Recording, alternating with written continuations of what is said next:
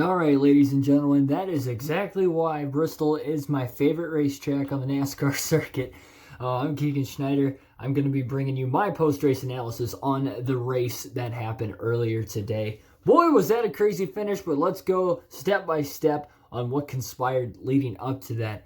It was a little bit of a wreck fest throughout, but there was some long green flag runs in there. I say it was classic Bristol. There were 17 cautions in total, but there was really 13 for instance because they had the two competition yellows and then the two stage breaks as well. So only 13, well, I'd say only, but 13 cautions for incident instead of like the 17, which made it look like it was 17. So without further ado, let's hop right on into this. So it all started off pretty much, it looked like it was Penske in the very first stage of the race with Brad Keselowski starting on the pole, Logano third, and Blaney started in fourth. Ryan Blaney and Keselowski were pretty much trading the lead back and forth throughout the course of the race.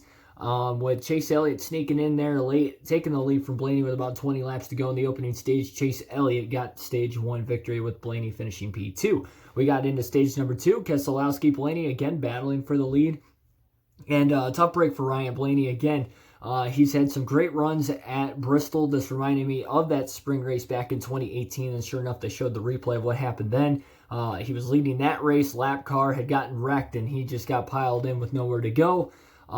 It's just Bristol. That's literally the saying. It's Bristol, baby. And it struck back again today. He was battling for the lead. Really wasn't anything he really did wrong outside of the fact he might have gotten up a little too high above the groove, closer to the wall, started getting a little loose. Couldn't save it. He was sitting on the front stretch, driver's side door first for a little bit. Some might say that Ty Dillon had enough room to come down and miss him. I think he would have had enough room, but when he made the move, somebody else was to the inside of him, so he couldn't cut all the way down towards the apron of the track to fully clear out of the way. And Ty Dillon just destroyed the front end of Ryan Blaney's car. So tough break for Blaney. He finishes dead last despite finishing second in the first stage and looking like a contender. Of course, he was my pick to win the race as well. And he was really looking strong through the first 200 laps of the race today. He was inside the top two or three literally in those entirety of the first 200 laps. He was going for the stage win in stage two. It's Bristol, baby. So we're going to be saying that a lot here because, boy, there was a lot that went on in this. So Chase Elliott ended up going on to win stage two. Then we got into a jam-packed third and final stage. There was a bunch of different cautions, one of which actually right before the end of stage two, there was a huge wreck that conspired, all started. There was Matt Kenseth had gotten loose off of turn two. And when Kenseth got loose off of turn two, he had Stenhouse and Johnson lined up right behind him. Stenhouse checked up. Jimmy didn't have time to check up. Jimmy got in the back of Ricky Stenhouse, spun him into the inside wall head on. Ricochet coming back up the track into turn three and caused a massive pileup. 6 to 8 cars were involved total. 4 were taken out of the race after that point, including guys that were running in the back half of the top 10 most of the day, like Ricky Stenhouse Jr., who had a strong run early on. He was one of my dark horse drivers, and he was living up to the hype there. Matt DiBenedetto had spun to try and miss it, and then he ended up having, I think, alternator problems, if I'm remembering correctly, soon after that, so I don't know if that conspired in the same thing. That was another one of my dark horse picks. He was also on my fantasy team. Blaney was on my fantasy team, too, from the previous wreck. But, yeah, Stenhouse, Bowman, and there was somebody else involved in that. Cole Custer. Yeah, Cole Custer was involved in that wreck, too.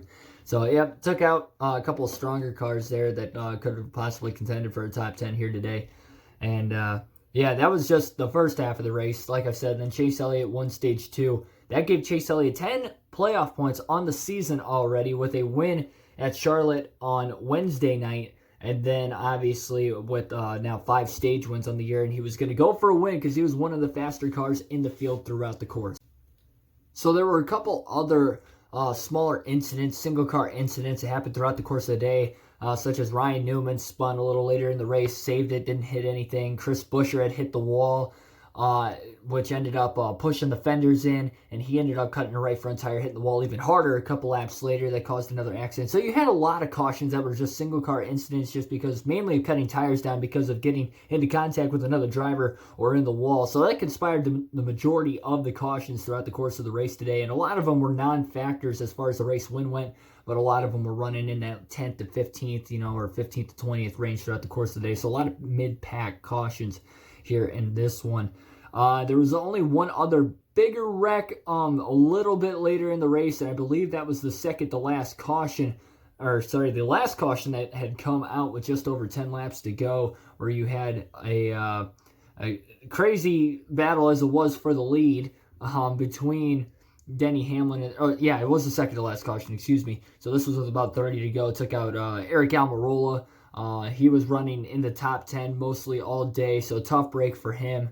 And that ensued because Bubba Wallace had made contact with Michael McDowell, and that had shoved McDowell up into the it was just it was Bubba's fault, unfortunately. And Bubba was having a great day for the most part too. He's in the back half of the top 10. So shout out to Bubba Wallace. National Bubba Day on Tuesday, I guess. I heard that over the telecast. Mike Joy said something about that, but that's I don't know. I don't know what to make of that, but yeah. So we got into the finishing portions of the race, and boy, was it a crazy finish. So it all started off, lap traffic was coming into play with about 10 laps to go. Denny Hamlin got loose off of turn 2, and then there was a car all the way to the inside who was BJ McLeod that he was already outside of. Denny saved it from hitting the wall. Joey Logano was already behind him, with Chase Elliott soon behind him as well. Logano shoots the gap up the middle, slide job in front of the 11 of Denny Hamlin to make the pass for the lead. Then at the same time while that was happening, Chase Elliott followed Logano right up the middle, ended up sliding into the 11 of Denny Hamlin. Hamlin spun in the center of the corner and got hit from BJ McLeod. Poor BJ McLeod was an innocent bystander trying to get out of the way there while there was a 3 to 4 car battle for the lead late. So a tough break in the sense of that. That brought out the caution. Had another restart with about 5 laps to go that ruined any shot Denny Hamlin had of winning this race. And Denny Hamlin had such a great run in this one, consistently in the top 10. He was in the top 5 most of the last 100 to 150 laps of the race and was leading a lot within the last 100 laps. So a tough break for him. Another driver on my fantasy team that went down late in that one. So we got to the final restart that everybody's going to be talking about here for probably years to come. And that is no exaggeration because it was a battle between Joey Logano, Chase Elliott right at the finish. They were battling back and forth. They got to about 3 laps to go. Chase Elliott had tried to move Joey Logano out of the way. A little bump, a little run. He got underneath him in the next corner, and they were side by side. At first, it looked like Chase just flat out drove him into the wall. I'm not going to lie. I was like, what is he doing? After replay, seeing it a couple times afterwards, it looked like Chase did get a little loose and moved up the track. I can understand Joey's frustrations. If there was no COVID-19, Joey probably would have punched or attempted to punch Chase Elliott square in the teeth for I guess, correct reasons. Because he was racing and rough up to that point, but then when he got loose, it wasn't necessarily Chase's intent to hit Joey Logano, but it was Chase's fault, and leading up to that, you could see why Joey Logano was mad. Plus, the caution before that, Chase kind of crowded Joey into the outside wall before Denny ended up going for a spin, and Joey wasn't very happy with that, even though there was no contact between the two of them on there. Chase didn't give him any room. And Joey ended up hitting the wall. So there's just a constant battle between those two at the very end. They ended up both in the wall. Brad Keselowski slides on through to lead the last 2 laps of the race. So started on the pole, led a lot of laps early, started fading back, found his way back to the front. Had that happen right in front of him while he was sitting in third, from third to first in the final 3 laps of the race. Brad Keselowski gets the win. His second win of the year and his second win in the last 3 races here in the last 8 days. So good for Brad Keselowski. Boy, it was a handful. I tried my best to get through all of pretty much everything that happened in this race that conspired into what the finishing results ended up being there. So again, Keselowski got the win. Clint Bowyer actually ended up finishing second place after all this. He was on my fantasy team, Kyle Busch third. So again, I had a couple guys there at the finish. And speaking of that, we'll check that in a little bit. But first, let's check the finishing results to the Food City 500. All right, so let's check out the finishing results to this Food City 500 here in this one. So as I mentioned, I also said Kyle Busch finished third. My bad, he finished fourth because Jimmy Johnson finished third. But anyway, Brad Keselowski got the win. Clint Bowyer second. Jimmy Johnson third, Kyle Busch fourth. Erik Jones snuck back into the top 5. He had an issue with Kevin Harvick a little earlier in the race. Still ended up in the 5th place finish. Austin Dillon 6th. He also had an earlier incident, came back to finish 6th. Kurt Busch was involved in that huge accident, and that's surprising that he was able to go from 2 laps down all the way back up to 7th place at the finish of this race. I did not see that coming. That helped my fantasy team out a ton. William Byron 8th, Christopher Bell 9th, and Bubba Wallace finishing in the top 10. So Bell with another top 10 finish, 2 out of the last 3 races. He's finished in the top 10. He was consistently in the back half of the top 10, even in the top 5 at one point in time in the second half of this race. And Bubba Wallace was consistently in the top 10 basically all day. Great car for him. He caused a big 3-car incident a little bit later in the race, but still ended up 10th.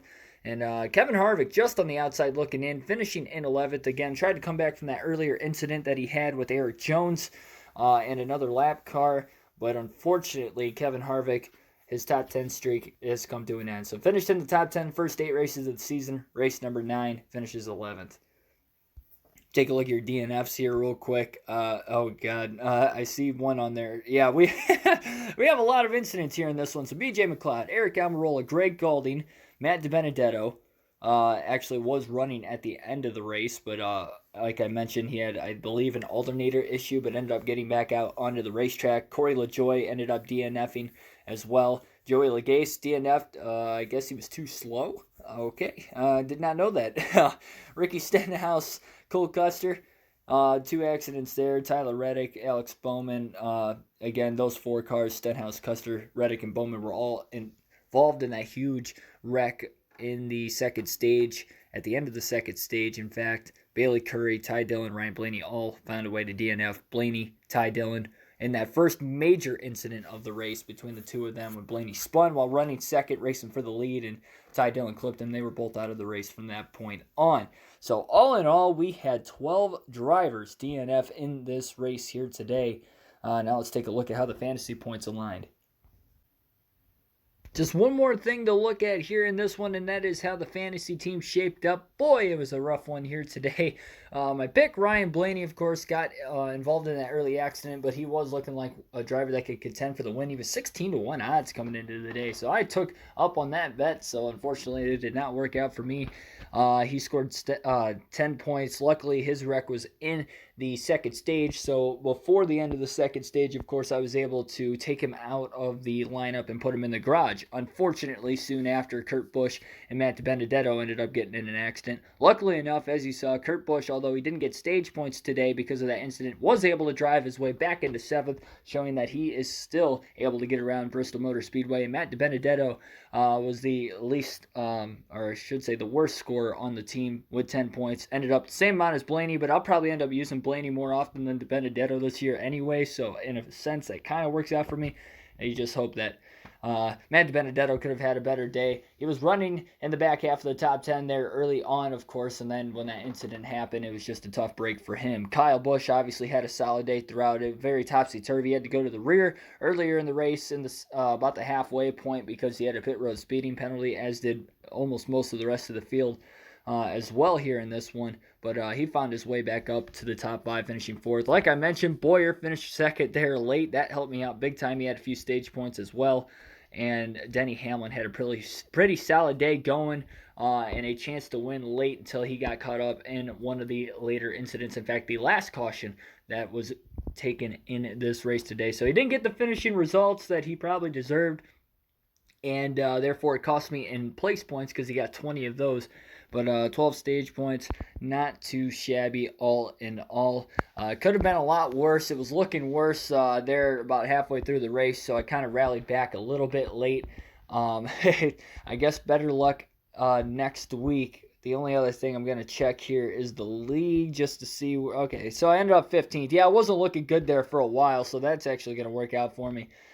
So we got 161 points on the week here.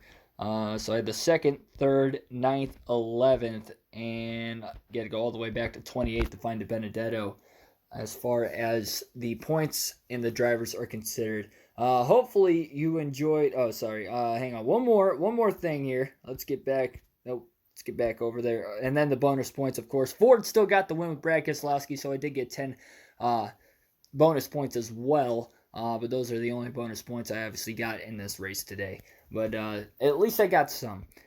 Without further ado, that is going to finish things off. For more daily NASCAR content, such as videos like this, hit the subscribe button, hit the like button if you enjoyed this video as well, and hit that bell notification button so you guys never miss an upload in the future.